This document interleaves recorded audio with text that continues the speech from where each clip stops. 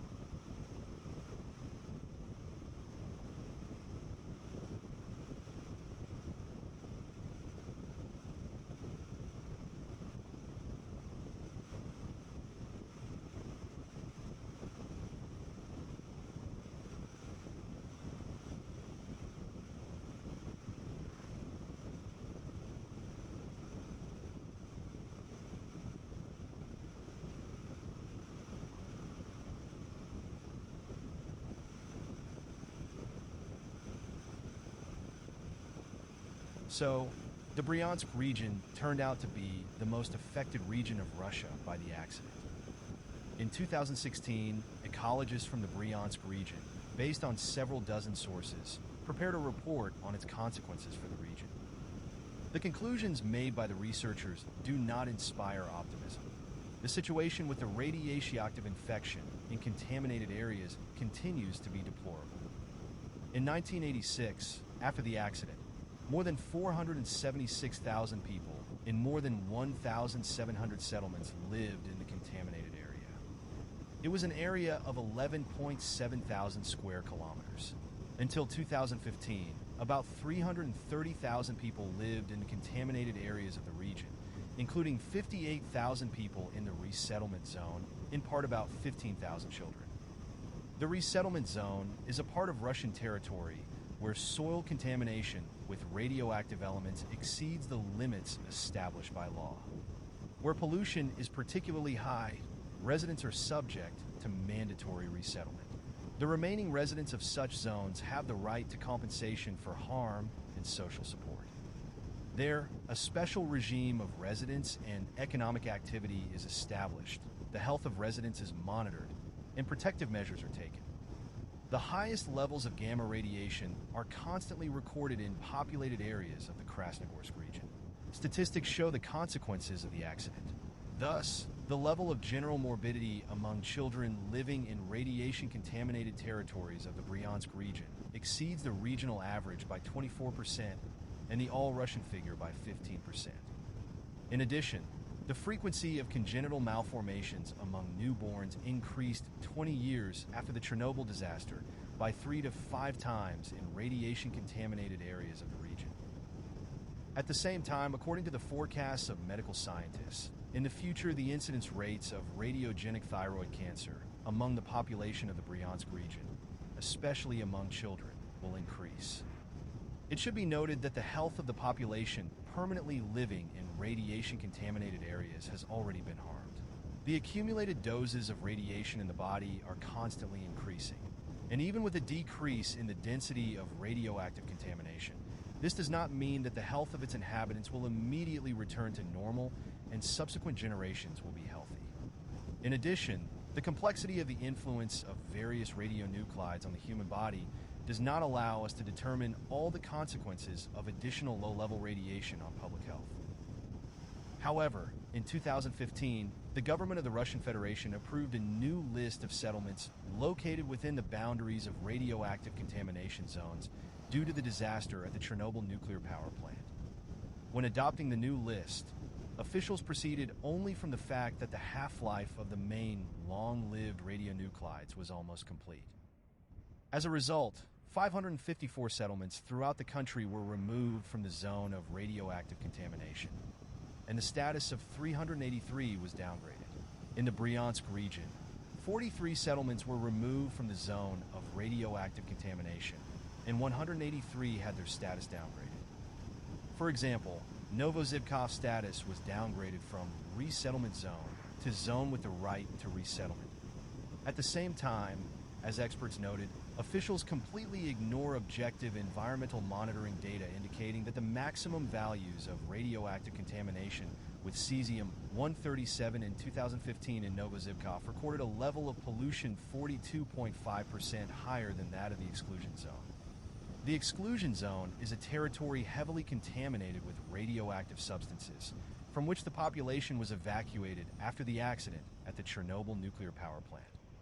In the exclusion zone on the territory of Russia, permanent residence of the population is prohibited, economic activity and environmental management are limited. That is, 30 years after the accident, the level of radiation pollution in areas where people live was 42.5% higher than the level of radiation in the area where people are prohibited from living.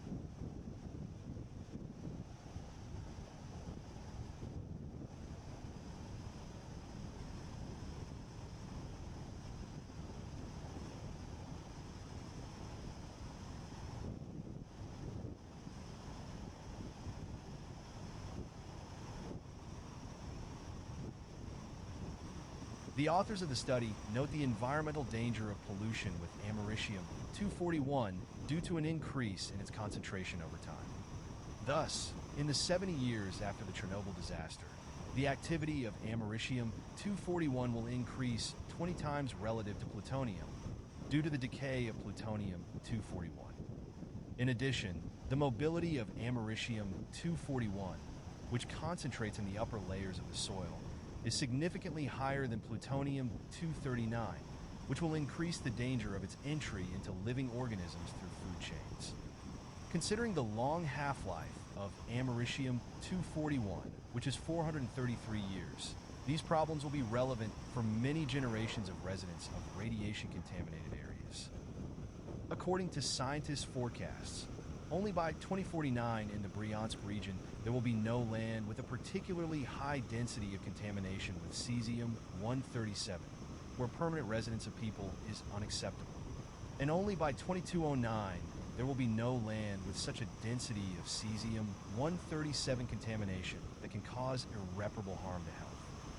After the adoption of this government's resolution, starting from 2016, not only payments of preferential benefits were sharply reduced, but the medical program, minimizing the medical consequences of environmental ill health in the Bryansk region, was actually closed.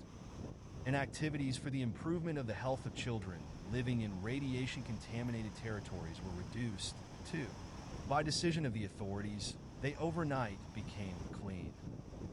The researchers expressed concern that the situation with medical health indicators would change in the direction of their sharp deterioration. At the moment, we do not have data from newer studies. But according to individual press reports, we know that the scientists' predictions were justified. We are talking about this now, among other things, because starting from 2025, the list of settlements located within the boundaries of radioactive contamination zones due to the disaster at the Chernobyl nuclear power plant is being updated once again. Once again, the government's decision ignores the real situation and is based only on the half-life, which in this case is not at all decisive. Simply put, residents of the Bryansk region, who are forced to stay in radioactive territories at the discretion of the authorities, lose the benefits and compensation that they previously had. As far as we know, people face the problem of chemical pollution of water and soil almost all over the world. If you have been to areas similar to the resettlement zone, write in the comments what they look like. How many people leave such places? Do those who remain and permanently live on contaminated land receive compensation? If you shot a video in such places, share the link with us. We would like to know from eyewitnesses how things are going with this problem in the world. As you understand, the official versions are not very trustworthy. We also cannot say for sure why and when exactly those houses that we are now passing were abandoned. But in any case, some of them were abandoned a long time ago and were overgrown with weeds and trees. And residents of neighboring houses once said that the resettlement was in one way or another connected with the consequences of the Chernobyl accident.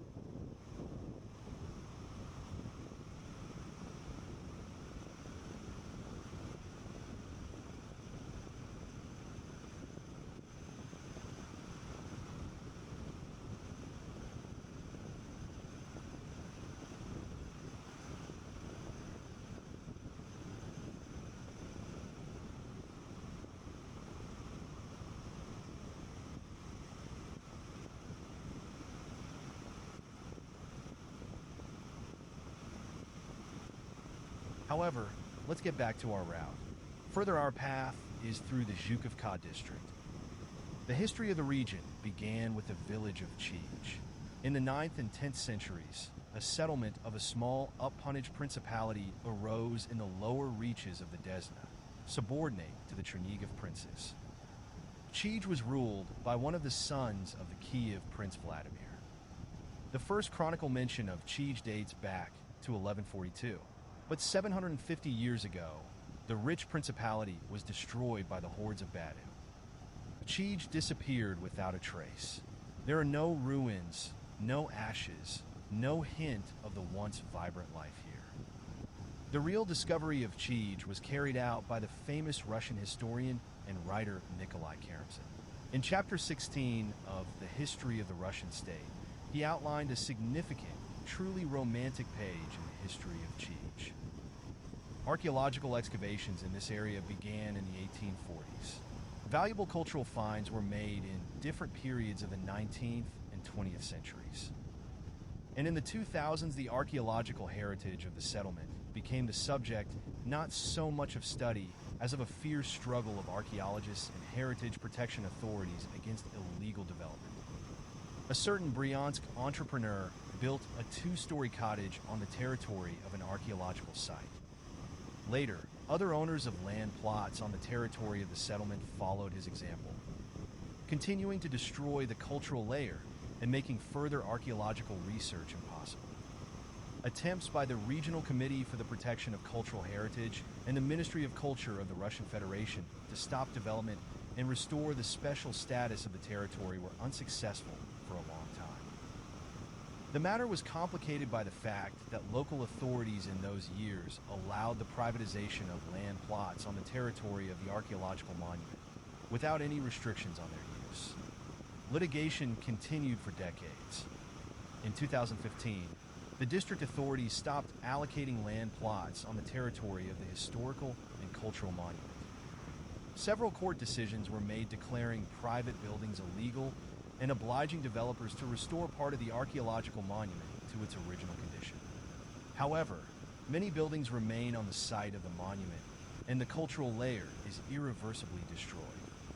Another famous place in the Zhukovka district is the village of Vchij. During the times of Kievan Rus, Vchij was also part of the Vchij Principality.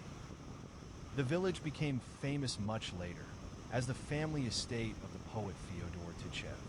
Nowadays, there is a museum reserve here. In June 1961, the country's first monument to Vchij was unveiled in Vchij. And then, in June 1961, Poetry Day was held here for the first time. And since then, every year in June, a big festival dedicated to poetry is held in Vchij. The Poets' Estate with the picturesque park surrounding it attracts many residents of Bryansk and the region throughout the year. It is a very popular venue for family celebrations and cultural events. Various entertainments are organized here, including in the traditional style of a Russian noble estate. Horseback riding and carriage riding, theatrical performances, and of course, play excursions for children and adults. We will definitely return to the history of Vchij and make a separate video about it. Today, our road passes through the center of the region, the city of Zhukovka. The city of Zhukovka is located in the northwest of the Bryansk region, in the place where the Vetma River flows into the Desna River on the high left bank. A couple of centuries ago, this place was a continuous forest. By the end of the 19th century, several landowners owned Zhukovka lands. In 1867, construction of the Oryol-Vitebsk Railway began. The organizer of the construction was Pyotr Gubanin. To maintain the road and refuel locomotives with water and firewood, Gubanin settled several families and built barracks for them. They collected firewood, dug wells, and refueled the locomotives stopping here with firewood and water.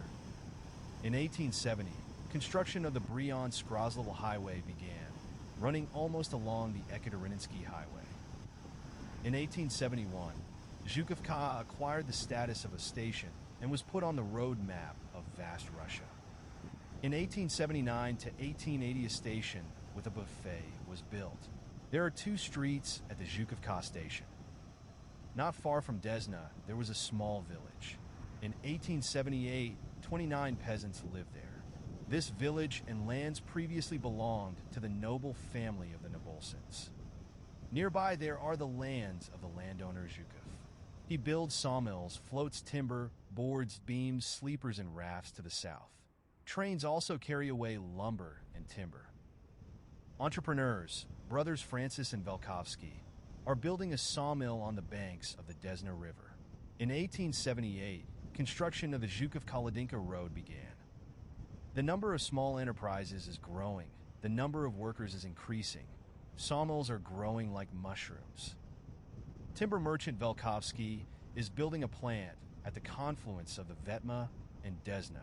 The Francis brothers are building a plant here. Along the railroad, there are warehouses for timber, sleepers, and firewood in an endless row. In 1894, the Oryol-Vitebsk Railway was purchased by the state. The railway is actively acquiring station land. Following this, the social sphere develops. Growing enterprises needed competent workers and technicians. For this purpose, on October 1, 1896, a Zemstvo elementary school began operating in Zhukovka. In 1896, the Alexander Nevsky Temple opened. The temple was located at that time on the outskirts of the village of Zhukovka. Now there is a park on this site. In addition to the plant, the village had steam mills for bakeries, 3 taverns, 13 retail outlets, and many small enterprises, artels, sawmills of Vchij, Francisov, Lenskui, and other landowners. At the beginning of the 20th century, a railway school was built in Zhukovka. In 1913, on the initiative of the chief physician of the Bryansk rail rolling plant, the Bryansk Doctors' Society petitioned for the opening of an anti-tuberculosis sanatorium for children in Zhukovka. Already in 1914, the sanatorium began its activities. It was equipped with the latest technology of the time. The sanatorium had its own laboratory, disinfection equipment, water supply, and sewerage. A hospital doctor from the Moscow University Clinic, an experienced specialist in the treatment of tuberculosis, Goldenweiser, was invited to manage the sanatorium. Today, the Children's Hospital continues to operate. In 1935, a multidisciplinary sanatorium opened in Zhukovka. Now it is one of the most famous landmarks of the city. Modern Zhukovka is a small town with 17,000 inhabitants. The most significant enterprise in the city is a plant for the production of bicycles and motorcycles. The plant was opened in 1961. The enterprise organized a full cycle of bicycle production. In 2008, the plant was purchased by Velomotors, significantly expanded and completely re-equipped. In addition to bicycles, the production of scooters, motorcycles, ATVs, and snowmobiles was established. Now it is the largest bicycle factory in Europe, although few people know about this. We drive further to the neighboring area, driving around another forest.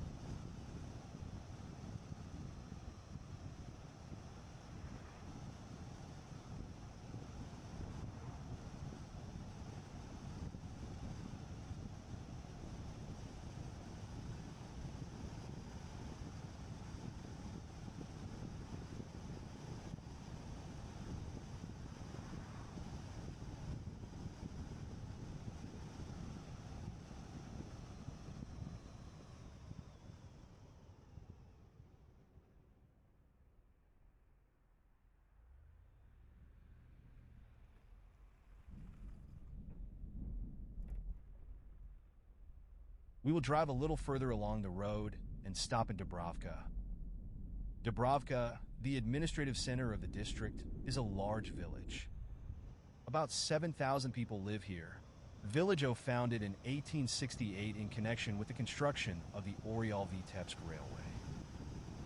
In the 1880s, industrial enterprises appeared in Dubrovka: a distillery, sawmills, mills, and oil churns.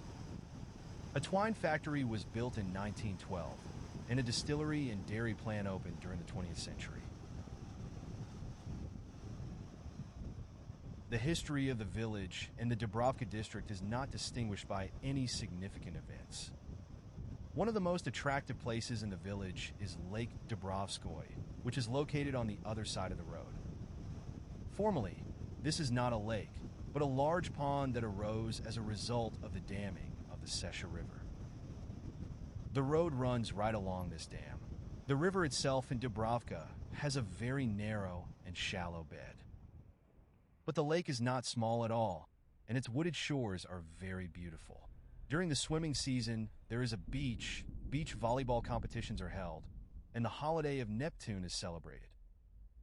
Now, in late autumn, there are only fishermen, silence, and tranquility. There is a lot of fish in the lake. Stocking occurs regularly. The banks are kept clean and well-groomed. There is a desire to return here in the summer, although beach visitors complain about the garbage. To take some pictures of the lake, we stopped at a parking lot right next to the road. It is located next to the monument to the tank soldiers, liberators of the Bryansk region. The monument was erected for the 40th anniversary of victory in the Great Patriotic War. The IS-2 tank was handed over for the erection of a monument by the Colonel General of the Armed Forces and native of the Bryansk region.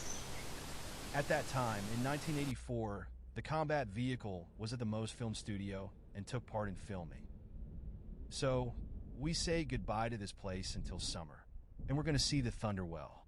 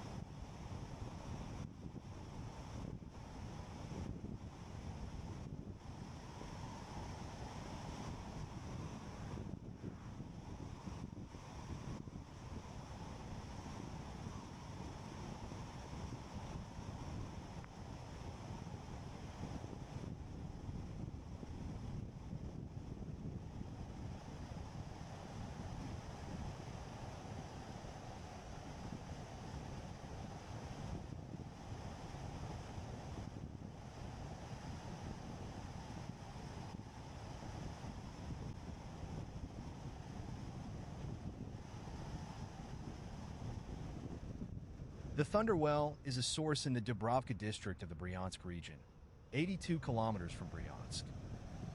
The spring is located on the slope of Bokanova Mountain.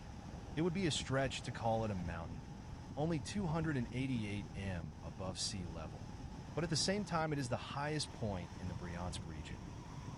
According to legend, there grew at the foot of this mountain a spreading tree under which travelers used to rest. Once, on Ascension Day, there was a strong thunderstorm and lightning struck this tree. In its place, a spring began to flow, so people called it Thunderwell. They came to the source to get spring water.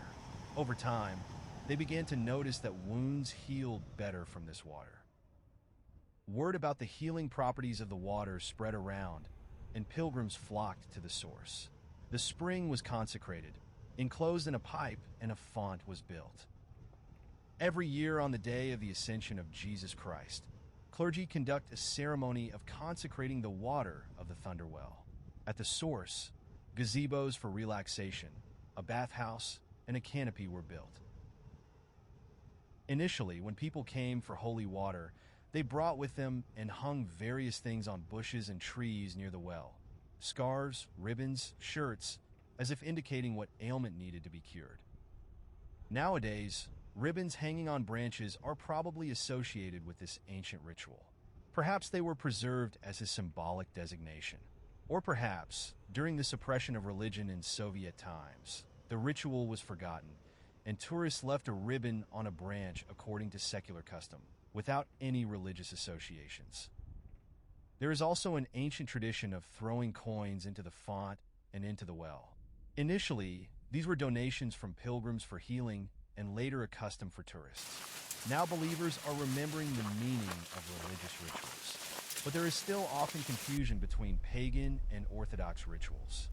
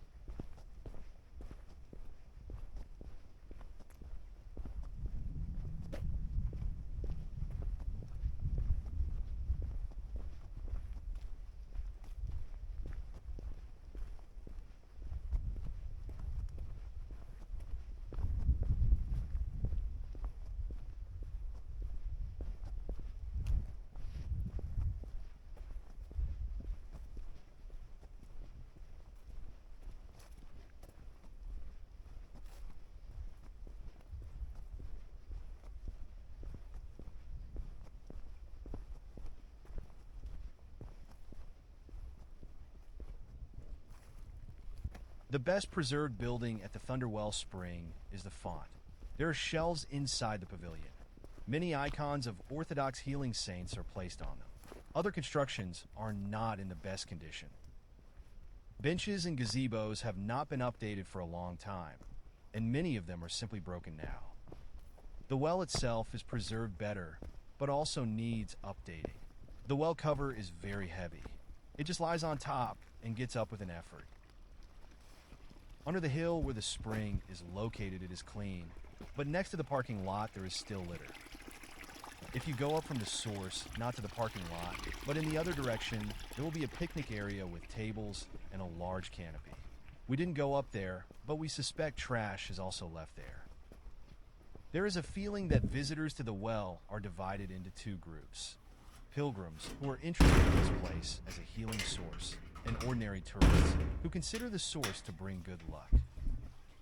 There are other springs with blessed water in the surrounding area.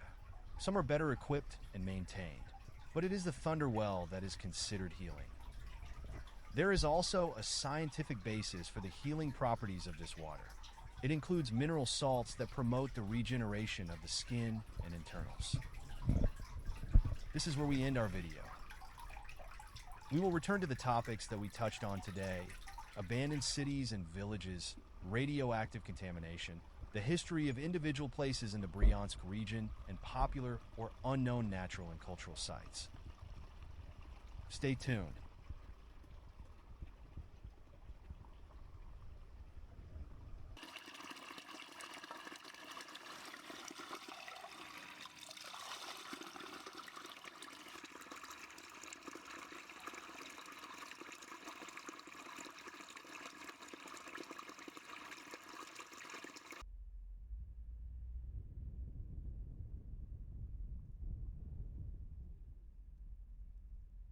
We hope you enjoyed this video. You can express your opinion and ask us questions in the comments. We recommend watching other videos from this playlist. This is easy to do using the link in the description. If you like videos of road trips and interested in new routes, subscribe to our channel. We remind you that subscribing to a channel does not automatically turn on notifications about the release of new videos. Therefore, after you click the subscribe button, do not forget to turn on notifications. To do this, you just need to click the bell icon. Stay with us and be the first to watch new videos.